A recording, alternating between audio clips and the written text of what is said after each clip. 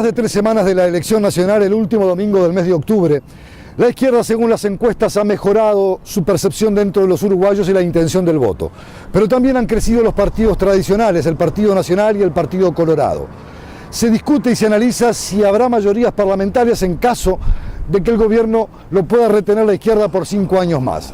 Hoy hemos conversado a propósito de esta realidad y los distintos temas que están en el debate político en la campaña electoral con el diputado del Partido Socialista, Gustavo Bernini, en este espacio que hemos denominado Miradas desde el Sur. Les invitamos a partir de este instante a compartir los siguientes minutos en este análisis, en este enfoque de cara a la decisión que los uruguayos deberán tomar el próximo domingo 26 de octubre. Estamos conversando con el diputado Gustavo Bernini del Partido Socialista del Frente Amplio. Gracias por recibirnos una vez más en su despacho. Y naturalmente estamos a muy pocos días de la elección de octubre. Hay encuestas que están trabajando y marcando de alguna manera cuál es el comportamiento electoral o por lo menos la intención de voto de los uruguayos. Le preocupa que el Frente Amplio esté en una situación muy compleja según las distintas empresas, es decir, puede ganar en esta primera instancia, no va a tener mayorías parlamentarias, según lo que las encuestadoras, en líneas generales todas más o menos, punto más, punto menos, están señalando. ¿Cómo se paran frente a este cuadro de situación para un eventual gobierno donde incluso las encuestadoras dicen no está seguro de que en una segunda vuelta pueda ganar el Frente Amplio? Bueno, gracias por la visita de nuevo, como siempre estoy a la orden. Estamos a 30 días más o menos de la elección nacional. Los últimos días algunas encuestas han aparecido donde claramente están mostrando una tendencia comparada con las encuestas que se daban hace 3 semanas. Si tú me preguntabas, hacíamos esta nota hace 3 semanas atrás, yo estaba muy preocupado. Obviamente iba a tratar de buscarle la buena onda a la nota, pero estaba muy preocupado porque el Frente venía pautando cierta baja, una caída por lo menos en 2 mediciones, y como que el Partido Nacional venía creciendo. Yo creo que a partir de una serie de hechos políticos, entre otros, el Frente comienza a generar una estrategia de campaña propositiva. Yo creo que las videoconferencias, no en sí mismas, pero por la forma en que se encararon, han generado agenda política y eso es muy bueno. El Frente Amplio tomó la ofensiva por el lado de la propuesta política. Creo que la campaña electoral se politizó, cosa que no se había dado anteriormente. Es inevitable que en el día de hoy, y desde hace un par de semanas para acá, el debate político pasa por las propuestas y la opinión de los candidatos. Y en ese terreno es donde el Frente Amplio se ha sentido más cómodo y yo creo que al día de hoy notoriamente se ha revertido aquellas caídas y el Frente ya van en 2 mediciones que viene creciendo. Ahora yo soy de los que opinan que tenemos intactas las posibilidades de ganar en primera vuelta. ¿Por qué lo digo? Porque la tendencia hoy es notoriamente, uno lo palpa en la calle, lo ve, y lo siente a partir de lo que son los temas de agenda política, cómo se debaten en el escenario político. Una cosa es la intuición política que todo político tiene que tener, porque mira la realidad caminando desde ella, pero hay ciertos datos que son referenciales. El Partido Nacional también crece, algunas lo dan con un 32%, otras con un 33%, el Frente con un 43% o con un 44%, un margen de indecisos del 5 al 7%, y generalmente se está diciendo que los indecisos pueden volcarse más hacia los partidos tradicionales que hacia el Frente Amplio, por lo cual el escenario político inminente podría ser no tener mayorías parlamentarias ninguno. ¿Cómo se imagina un cuadro de situación en la medida que el panorama puede estar siempre situado en ese horizonte? En primer lugar, yo no tengo la misma lectura política que algunos especialistas en materia de consultorías, de encuestas, etcétera. Yo creo que una cosa son los datos de la realidad y otra cosa son las valoraciones políticas que se hacen. Yo entiendo que hay 3 o 4 encuestadoras que son las principales del país. Yo creo que la tendencia es que el Frente crezca y que el Partido Nacional se detenga o caiga. Ya hay algunas encuestadoras que han asumido de que han capitalizado el Frente algunos puntos más, que se ha incrementado la bolsa de indecisos. Yo creo que de aquí al 26 de octubre el escenario se va a mover y si seguimos en el terreno de debate que estamos dando, donde los distintos candidatos tienen que hablar, en el terreno de hablar, necesariamente la opinión pública, la ciudadanía va a tener que comparar cuáles son las propuestas y cuáles son los debates, y en ese terreno yo creo que el Frente va a seguir creciendo y yo estoy convencido que tenemos posibilidad de ganar en primera vuelta. Tiene que llegar más o menos a un 48-49% para poder obtener una mayoría parlamentaria. Sí, yo no creo que sea imposible, creo que es posible. Son 6 puntos por lo menos. Sí, creo que es posible, Ahora, no voy a eludir tu respuesta simplemente diciéndote yo estoy pensando de que vamos a ganar en octubre, en primera vuelta. Vamos al escenario que tú me planteas. Yo creo que mayorías parlamentarias hay siempre. O las tiene el Frente Amplio de la bancada oficialista, o la tiene la oposición. Yo estoy absolutamente convencido, porque la historia de este país lo ha demostrado, que siempre hubo mayorías parlamentarias. Las hicieron blancos y colorados, de gobernabilidad, entonces, de sustentabilidad es notorio política. que si se llega a dar el escenario del balotaje, que insisto, yo creo que podemos llegar a evitarlo, notoriamente lo que va a haber es una alianza, que es un hecho que ya se está anunciando, entre el Partido Nacional y el Partido Colorado, y obviamente que eso, lo que está en juego es quién tiene la mayoría, pero mayoría va a haber, o las tiene la derecha o las tiene el Frente Amplio.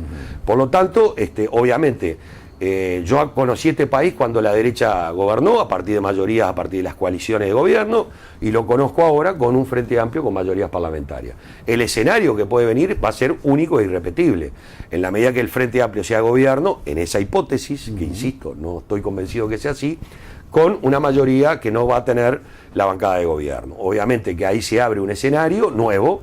Creo que en la fuerza política hay madurez política como para asumir que necesariamente hay que dialogar, porque el país tiene que seguir hacia adelante. Vamos a tratar de defender de la mejor manera todos los avances que hemos tenido como país y construir las mayorías que sean necesarias. Ahora, de todas maneras, ahí van a estar muy determinados, porque si hay acuerdos y los acuerdos no se respetan, si la mayoría la tienen los partidos de oposición, la transacción política, la negociación puede frustrarse y la oposición puede, de alguna manera, generarle todo tipo de inconvenientes a un gobierno. Justamente es parte de mi fundamentación de por qué en mis discursos políticos, cuando salgo a buscar el voto, estoy planteando la necesidad de que el país no se detenga, como es la consigna del Frente Amplio. Y eso que llaman la aplanadora de la mayoría de la izquierda, que siempre en estos últimos 10 años, prácticamente, como ha gobernado con mayorías, ha tomado las decisiones, ha llevado adelante su derrotero político, sus definiciones políticas, y muchas veces no se ha llegado a resultados que incluso son cuestionados, no solamente desde la derecha, sino también desde la propia izquierda. ¿Cómo se maneja eso? ¿Será aplanadora de nuevo en el caso de que tenga mayoría? ¿No es necesario procesar una madurez política distinta? Primero, yo no creo que tengamos una aplanadora, yo creo que tenemos mayorías parlamentarias. En los proyectos comprometidos con la ciudadanía a partir... Ha votado muchas veces solo el gobierno. Y sí, la derecha no acompañó la reforma tributaria, ni la reforma laboral, ni la reforma de la salud. Tenemos proyectos políticos diferentes. Es claro que no la han votado.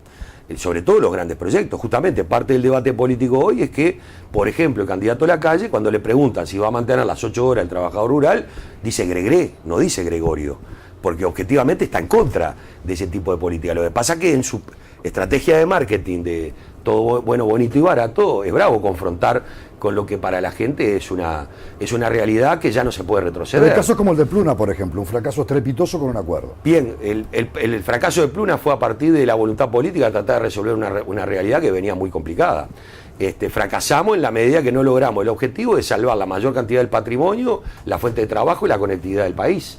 Pero eso no es producto de una mayoría parlamentaria, eso es producto de que las circunstancias se dieron de tal manera que no lo pudimos resolver. Pero cuando la oposición les decían, por ejemplo, la oposición les decía en forma persistente que se estaban equivocando. Llamaban a los ministros a sala, se denunciaban situaciones que podían llegar a pasar, comprometiendo el patrimonio del Estado en ese tipo de gestiones. ¿Por qué no se les escuchaba? Yo no creo que no se les haya escuchado, yo lo que creo que hubo... Vamos a entendernos, acá Pluna estaba fundida cuando la agarró el Frente Amplio. En ese momento lo que tratamos de hacer, y me estoy refiriendo cuando quiebra Varig y se llevan hasta los motores y los tornillos, porque Pluna, que era socia de Varig, yo te recuerdo a ti, a la audiencia, de que se llevaron hasta los tornillos, ¿no? No quedó nada de Pluna. Asumimos esa realidad. Ahí lo que se tuvo que optar es si seguíamos para adelante con esa línea aérea o no. Se optó porque siguiéramos para adelante. Se buscaron distintas formas de asociación con algún privado. Se avanzó en ese tema. Lamentablemente fracasamos, ¿sí? Fracasamos. Y se buscaron las alternativas posibles para que de alguna manera ese fracaso no impactara de la peor manera.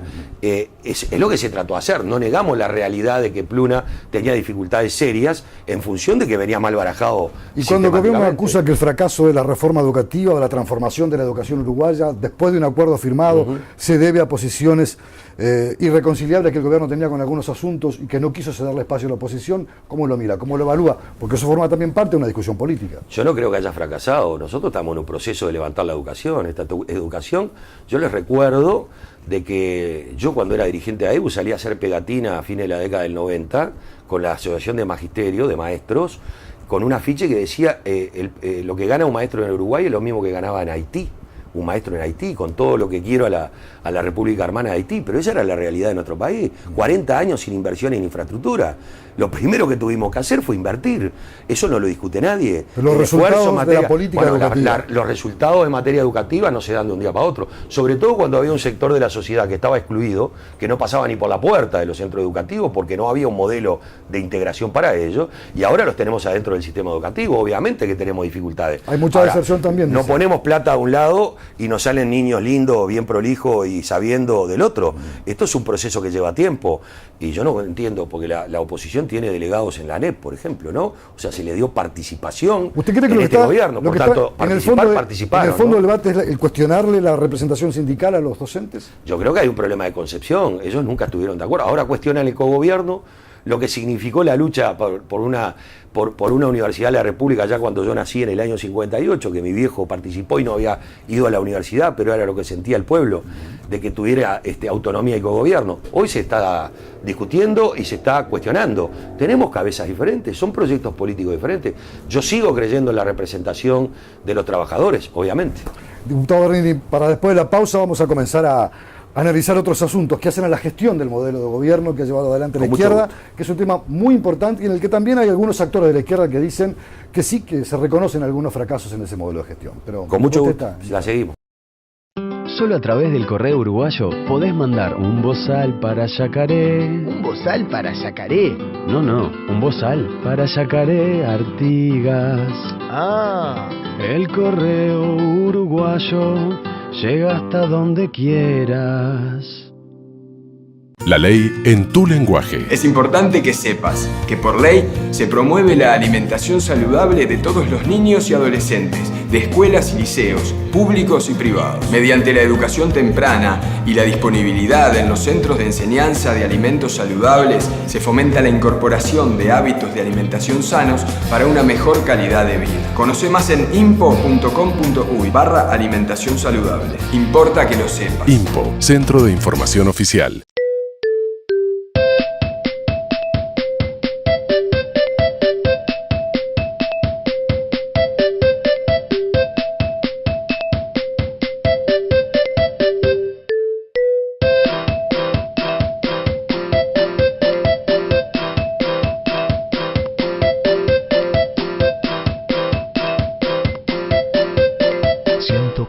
Días de vacaciones, fines de semana. Tenés todo un país para disfrutarlos. Uruguay Natural, Ministerio de Turismo y Deporte. La ley en tu lenguaje. Es importante que sepas que el trabajo rural está regulado por ley. Las horas de trabajo son 8 y deben respetarse, al igual que los horarios de descanso. Si la jornada supera esas horas, tenés derecho a cobrar horas extras. Conoce más sobre esta ley en impo.com.uy/trabajo rural. Importa que lo sepas. IMPO, Centro de Información Oficial. Estamos conversando con el diputado del Partido Socialista, Gustavo Bernini, y bueno, los problemas de gestión, diputado, incluso la propia izquierda ha dicho, bueno, hemos gestionado mal muchas cosas, incluso en el aparato del Estado. No es solamente una cuestión de que no se designó de repente adecuadamente a las personas para los lugares, con la idoneidad necesaria para cumplir su función, sino que a veces los resultados no han sido los más adecuados. Han habido algunos inconvenientes, un caso como el de ACE, con la de un funcionario que, bueno, de alguna manera gestó una serie de episodios que lo llevan incluso hasta una situación de pasar por el tema de la justicia. Pero ese sí, tal vez es un caso representativo de esta mala gestión, pero no es en sí el único elemento que pudo haber existido durante este periodo. ¿Usted cuestiona eso? ¿Mira que realmente se han equivocado en gestionar muchas cosas, que no son las más adecuadas los resultados obtenidos? Yo creo que si uno analiza cuál es la gestión del Estado de estos 9 años y pico de gobierno en todas las áreas... Con acentos diferentes. Sí, el balance es absolutamente positivo, lo que no implica no reconocer que hemos tenido algunas debilidades. Y yo creo que esas debilidades básicamente se han dado a partir de 2 factores principalmente. Una crisis de crecimiento, que es mucho mejor tener una crisis de crecimiento que una crisis por rezagos, porque vamos a menos. Y por otro lado, yo creo que hemos tenido también dificultades en una institucionalidad que en muchos casos está esclerosada, es anacrónica, que viene de mucho tiempo atrás, y en otros casos porque son nuevas realidades institucionales y que estamos haciendo la propia experiencia sobre el andar. ¿Por qué planteo las cosas en estos dos términos? Porque en primer lugar creo que en materia de lo que significa la reforma a la salud que tú hacías referencia, nosotros en muy poco tiempo, lo que a España le llevó 30 años, universalizamos el derecho de la gente de poder tener equitativamente el derecho a acceder a servicios de salud. En España duró 30 años la reforma de salud. Acá en el Uruguay lo hicimos del 2007 para acá, en 2 etapas, y todavía este proceso debe continuar. Aún sigue siendo caro, por ejemplo, por el tema de los copagos. Claro, lo que pasa es que es un proceso. Uno de los anuncios de Tabaré es seguir, y está en el programa de gobierno, es seguir avanzando en lo que son la exigencia de los niveles de calidad, de prestaciones, y a su vez ir diluyendo cada vez más el tema de los copagos. Naturalmente, que el caso de la salud en concreto, creamos un organismo nuevo descentralizado que fue ACE, y creamos un organismo con participación de los sectores sociales, por un lado los trabajadores, por otro lado los usuarios. Yo creo que ese nuevo modelo es el que yo defiendo y ha tenido sus debilidades. Obviamente que la situación que se ha dado con el representante de los trabajadores es el que ha tenido pública notoriedad.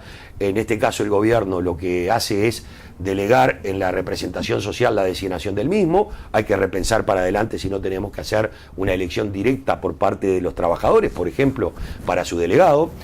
Como se hizo en el Banco de Previsión Social. Por ejemplo, y eso está en discusión, y yo creo que sería bueno avanzar para que se den niveles de mayor representatividad. Pero voy a poner otro ejemplo. Las tensiones existentes entre planeamiento y presupuesto y el equipo económico de gobierno.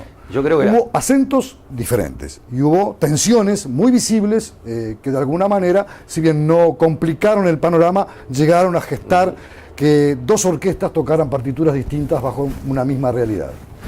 Yo participo de la Comisión de Hacienda y Presupuesto, o sea que yo vivo todos los años, 45 días de sol a sol, discutiendo el presupuesto y la rendición de cuentas.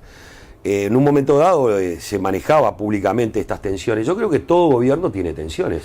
Es lógico que el Ministerio de Economía tenga sus prioridades y sus principalidades, que es cuidar los dineros públicos, tratar de no salirse del programa de gobierno y de su plan quinquenal, y facilitar lo que son el desarrollo de las políticas que están contenidas dentro del presupuesto.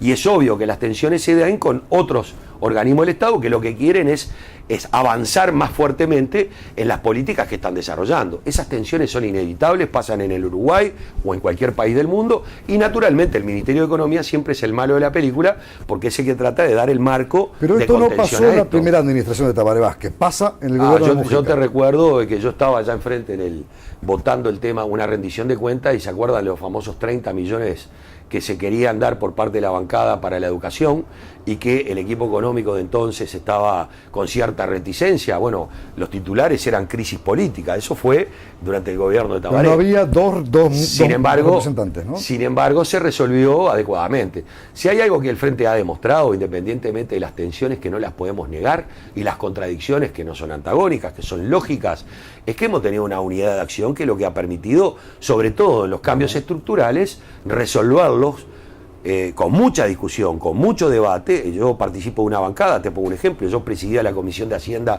cuando vino el proyecto de inclusión financiera, tuvimos 6 meses discutiendo, cambiamos más de 30 artículos. Hoy el propio equipo económico dice que esa discusión permitió una ley que mejoró muchísimo de la que originalmente nos había mandado. Pero muchas veces se vota bajo la disciplina partidaria. Bueno, yo creo que no hay sistema en el mundo que pueda funcionar a partir del libre albedrío de cada uno. Yo creo que cuando uno se compromete y se ofrece a la ciudadanía, voten este partido y a esta gente que integra el partido, pero sobre todo este programa de gobierno, lo que uno está obligado es a dar todos los debates que sean necesarios para tratar de interpretar qué es lo mejor para cumplir ese compromiso con la ciudadanía, y sobre eso puede haber distintas opiniones. Yo lo que puedo asegurar que, a no ser en temas que evidenciaban, yo diría que hasta concepciones filosóficas muy atendibles, como por ejemplo el tema de la salud sexual y reproductiva. La ley que consagra la despenalización de la claro, aborto. yo creo que en eso yo respeto mucho. Yo obviamente que opinaba que había que avanzar como país en ese sentido, pero respeté muchísimo lo que algunos compañeros o compañeras, por su concepción, yo diría filosófica, religiosa, son temas que en eso no se puede aplicar la disciplina partidaria, porque sería ir en contra una concepción de vida. Pero claramente hemos tenido un comportamiento como bancada y de diálogo con el Poder Ejecutivo, no sin problemas, y calenturas, para hablar pronto y mal, y chisporroteos, pero que siempre se han laudado y se han sintetizado de la mejor manera, ¿no? Cuando hoy la oposición cuestiona duramente el tema de la seguridad, o lo que llaman la inseguridad, que es real. No hablemos ni de sensaciones térmicas, porque robos hay, hay también paradojalmente más presos en el sistema carcelario, porque hay que decirlo todo, pero es el gran talón de Aquiles que dicen tiene la izquierda, y sobre todo lo personalizan en el ministro Eduardo Bonomi. ¿Cómo reflexiona y mira usted esta realidad, que es una realidad que preocupa a los uruguayos de a pie? No, yo no tengo duda que la situación y el problema existe acá en el Uruguay, en Argentina, en Brasil, en Groenlandia. El problema de la violencia de la sociedad está instalado, que se expresa de distinta manera de acuerdo a los niveles de desarrollo social que existan. Tampoco es exclusivo de la derecha uruguaya atacar al gobierno por el lado de la inseguridad. La derecha en otras partes del mundo, la inseguridad la traducen de otra manera. Por ejemplo, la derecha europea, que preocupantemente está creciendo, lo atacan por el lado del racismo, del problema xenófobo, del tema de la inseguridad laboral en la cultura de vida que tiene el europeo medio. Bueno, en Centroamérica se expresa de otra manera, bueno, en Uruguay se expresa como se expresa. No podemos negar esa realidad. Lo que yo creo que es demagógico plantear las cosas en los términos que la oposición lo está planteando. ¿Se ha dado con el resultado, con la búsqueda de esa necesidad que el ciudadano tiene, el ciudadano que vive en su casa enrejado, con alarmas, con puertas de seguridad? ¿Se le está dando respuestas adecuadas? Porque el ciudadano no lo siente, no le llega, no se siente protegido. Nunca la sociedad va a evolucionar de tal manera de volver a Maracaná, Digo, el Uruguay del 50, de dejar la cancela abierta con la bicicleta afuera, no va a volver, pero no el Uruguay, el mundo no va a volver a eso. Hoy vivimos en un mundo... ¿Pero hay que conformarse o se pueden buscar estándares donde la gente no pueda dejar la puerta cancela abierta, pero al menos no tenga que vivir enrejado? Yo no estoy diciendo de que hay que conformarse, lo que estoy diciendo es que no se puede hacer demagogia hablando de un Uruguay y de un mundo que ya no existe. No existe en el Uruguay, no existe en España, no existe en Estados Unidos, no existe en ningún lado. Pero ¿sabe que lo que se discute eso más? No quiere decir conformismo. Los instrumentos de combate. Los instrumentos de combate no son simples. Es mucho más fácil para un ciudadano escuchar, mucho más fácil, mucho más demagógico y oportunista, ¿no? Bajamos la edad de imputabilidad y vos al otro día vas a sacar las rejas, vas a estar bárbaro, no vas a tener problemas. Es una gran mentira. Acá para esto no hay atajos. El problema de la seguridad, yo creo que aún en el tema de la prevención y la represión del delito, el Uruguay nunca invirtió tanto en seguridad como se ha invertido. En el Uruguay no habíamos inflacionado el Código Penal con penas mucho más duras que en otros países del mundo. Uruguay es el país que tiene proporcionalmente de América Latina más presos por habitante. O sea, no se puede hablar que la legislación es benévola o no se puede decir que no haya sido eficiente la policía. Por algo ha crecido la tasa de prisión de la manera que ha crecido. Se ha invertido muchísimo en cárceles. Ahora, la lógica, corro al delincuente, lo atrapo, lo proceso, lo meto a la cárcel, que es a su vez superpoblada, sin posibilidad de rehabilitación, sale, vuelve a delinquir. Ese es el círculo vicioso que tenemos que tratar. Y se lleva consigo a otros. Y se lleva consigo a otros. Por eso la importancia de asumir el problema de la seguridad con mucho recurso y tecnología y equipamiento y políticas claras para reprimir y prevenir, pero también apuntar, como lo ha hecho este gobierno, a tratar de recomponer el entramado social que facilita el delito, la exclusión. Le dejo planteado para después de la pausa. ¿Sigue habiendo desconfianza entre la policía y la izquierda? ¿Se miran con recelo? No me lo conteste ahora. Lo hablamos acá. La ley en tu lenguaje. Es importante que sepas que por ley el servicio postal de cartas y paquetes constituye un servicio público nacional. El Estado, a través de Correo Uruguayo, debe garantizar que los servicios postales sean accesibles a la población de manera continua y eficiente. Aquellos usuarios que contraten un servicio postal a prestadores informales son responsables subsidiarios de las infracciones que estos cometan. Conoce más en impo.com.uy/correo. Importa que lo sepas. IMPO, Centro de Información Oficial. Solo a través del correo uruguayo podés mandar un bozal para Yacaré. ¿Un bozal para Yacaré? No, un bozal para Yacaré Artigas. Ah. El correo uruguayo llega hasta donde quieras.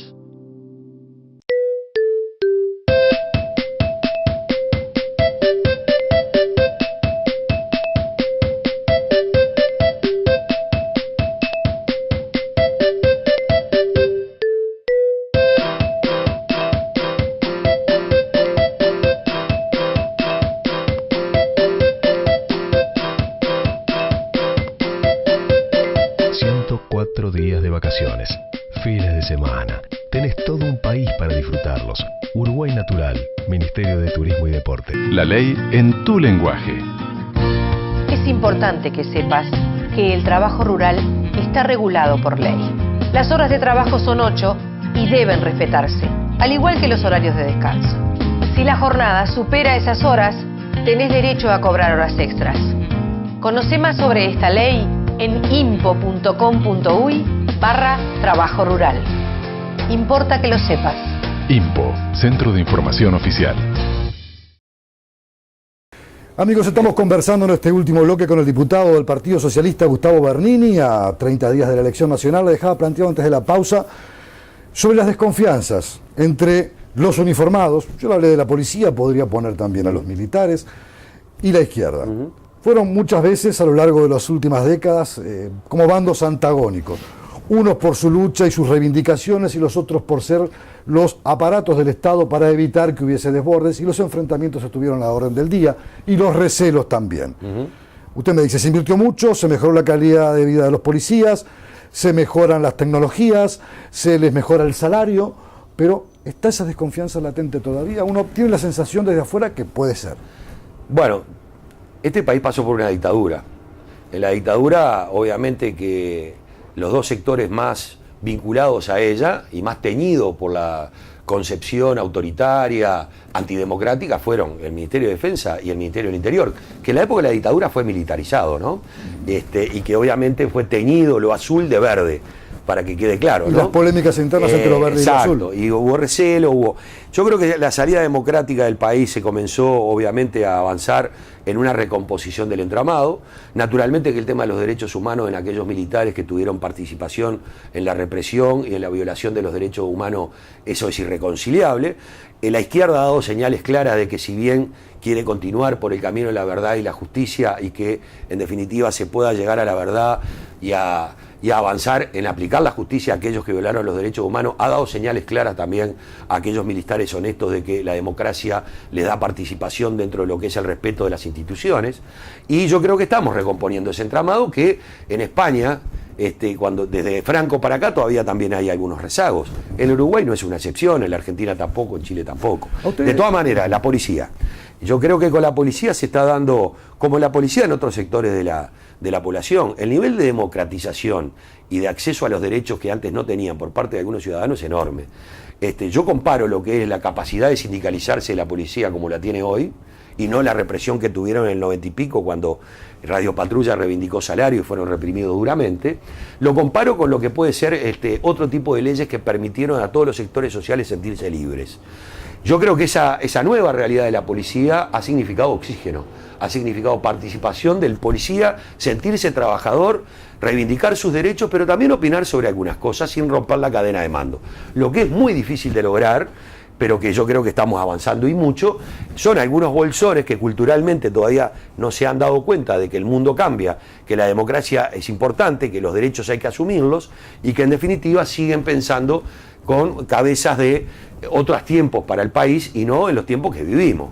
La necesidad de que la policía se integre a la sociedad. Hay experiencias hermosas, la policía comunitaria, la policía turística, la policía vinculada a la vecindad, las mesas de convivencia ciudadana donde se sienta la directora de la escuela con el bolichero de la esquina y con el comisario de la seccional del pueblo o del barrio. Son experiencias de integración que Pero nunca dan como antes resultados. hubo en la policía tanto policía que fuera procesado. Ajá. Esos grados a veces de limpieza, de meter el bisturí a fondo, también dejan complejas relaciones. Sí, claro, pero yo creo que acá la apuesta es a la policía honesta, al policía honesto.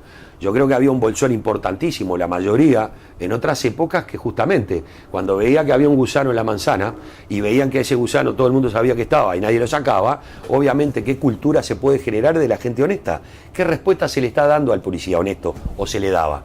Yo creo que hemos avanzado en precisamente respaldar al policía honesto y atacar la corrupción. Dentro del instituto policial, porque a veces crean recelo, diciendo se están investigando constantemente. Y bueno, yo creo que son las reglas de juego que tienen que, así como culturalmente están capacitados, formados para los cambios comprenderlo. culturales son mucho más lentos que los cambios reales, así como se le aumentó el salario 6 veces al policía que ingresa y todo lo que eso implica, y se ha, yo digo, dignificado la tarea policial porque se ha reducido el 222, se ha aumentado el salario, se le reconocen derechos, etcétera. Así como se ha cambiado en ese sentido, quizás los cambios culturales demoran más. Yo creo que las señales que estamos dando es que acá no existe persecución. Acá lo que existe es que hay un parámetro de conducta que está legislada, que se aplica. ¿Usted cree que los partidos de oposición, los partidos de derecha o los partidos blancos y colorados, como quiera calificársele, están incidiendo en la interna policial para que ese resquemor o ese recelo se aumente, se potencie? Porque estas cosas siempre existieron. Bueno, yo no tengo forma de saberlo a nivel de la institucionalidad de los partidos. Lo que sí conozco es gente que se autoidentifica o va en la lista de los partidos tradicionales y lideran, o porque son policías retirados o militares retirados, lideran agrupaciones internas donde se sigue reivindicando las formas de conducción en materia del Ministerio del Interior anteriores, que para nosotros están caducas. Cambie el gobierno o no cambie el gobierno, yo creo que hemos avanzado en el nivel de profesionalización de los organismos represivos del Estado y que no se puede volver al manejo político que se tenía antes. ¿Usted descarta que haya politización dentro de los No, yo creo que puede haber politización. Yo no dudo que hay politización. El problema es cómo se explicita y cómo se expresa. Yo recuerdo que la Constitución de la República impide que la policía en actividad participe a nivel político partidario, que aparecen en el listas. Pero usted sabe que los clubes de retirados claro, tienen obvio, una fuerte incidencia con las Fuerzas Armadas, son como ciertamente paternalistas y mensajean. Obvio. Y bueno, yo creo que esos también han evolucionado y han venido cambiando. Yo no niego que puedan existir bolsones que culturalmente añoren todavía aquellos ministerios del interior extremadamente, no politizados, partidizados. Pero yo creo que hemos cambiado sustancialmente. Y yo creo que la mayoría de la población eso lo ve bien. El tema es cómo podemos aprovechar eso para lograr mayores niveles de profesionalización a partir de más recursos y mejor calidad de los recursos humanos, ¿no? Usted tocó al pasar en este último tramo un tema importante, el tema de derechos humanos. ¿Cómo siente que blancos, colorados, en el caso de acceder al gobierno, tratarán el tema de la búsqueda de derechos humanos? Interpretando la ley, haciendo lo que la justicia les determine, les dictamine para que se investigue, ve que exista voluntad, Bordaberry lo ha dicho también en la calle, ¿nota que se mantendría un Uruguay en esa línea? Bueno, para mí es contradictorio. Yo recuerdo una entrevista no hace mucho a la calle que dijo que no, que ya era inútil seguir investigando. A las pocas horas se tuvo que decir, como en tantos temas, ¿no? También afirmó cosas que a las pocas horas tuvo que desdecirse, o sus asesores dijeron cosas que él los contradijo. Es muy difícil saberlo cuando se está tratando de evadir la discusión política, que es lo que yo noto en este momento en la campaña. Pero cuando Tabaré se reniega a participar de los debates políticos, y porque nosotros no renegamos del debate político, lo que renegamos es del show mediático, son dos cosas diferentes.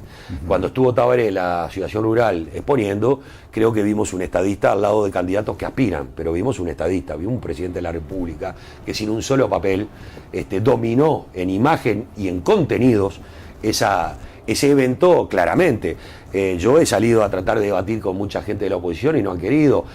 Hay ausencia notoria de los asesores del Partido Nacional en debates de carácter económico o lo que fuere. Yo creo que acá lo que hay que hacer es discutir de política, no discutir de imagen. La imagen es lo que se nos pretende vender. Acá no estamos votando, no estamos comprando un jabón o un refresco que te lo venden con lindas canciones y con buenas imágenes. Acá hay que politizar la campaña y no a través de un show, sino de los contenidos de discusión que tenemos que dar. Quiero preguntarle por otra cosa, y es importante. Se ha discutido mucho el valor y la presencia, por ejemplo, del Plan Ceibal. Incluso una asesora del doctor Lacalle, una ex militante del Frente Amplio, Graciela Bianchi, dijo que se estaban creando estúpidos informáticos con ese programa y que estaba vacío de contenido. Es verdad. Lacalle la desdijo, es uno de los ejemplos de las decenas que hay de digo una cosa pero al otro día cambio de opinión. Yo creo que si hay algo que, no para los uruguayos, que tiene un altísimo índice de aceptación, sino para el mundo, si hay que decir qué es lo que identifica al Uruguay, además de la imagen de nuestro presidente, que es enorme, la de Pepe, es el Plan Ceibal. Se está tratando de reproducir en otras partes del mundo. El otro día, en una de las charlas que se dio a nivel de las videoconferencias, se planteó la necesidad de que ya tenemos las herramientas, ya tenemos las formas para acceder con mayor democracia y profundidad a las tecnologías. Ahora lo que tenemos que seguir avanzando es en los contenidos, en la parte pedagógica.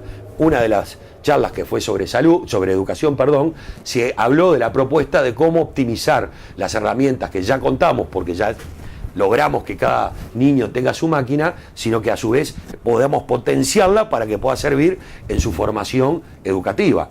Y yo creo que se equivocó Graciela Bianchi y la mandaron callar en ese sentido, ¿no? Hasta que largue de nuevo y seguramente la van a mandar callar de nuevo, ¿no? Diputado Berni, ha sido un verdadero gusto y un placer haber Igualmente. conversado con usted y estaremos charlando seguramente después de la campaña electoral y ya con un parlamento redefinido que será el que desarrollará la partida. Y vas a ver que vamos a tener mayorías absolutas como Frente Amplio. Usted sabe que todo me tengo fe y todo es posible porque la campaña sigue su curso. Muchas gracias a ustedes. Un placer.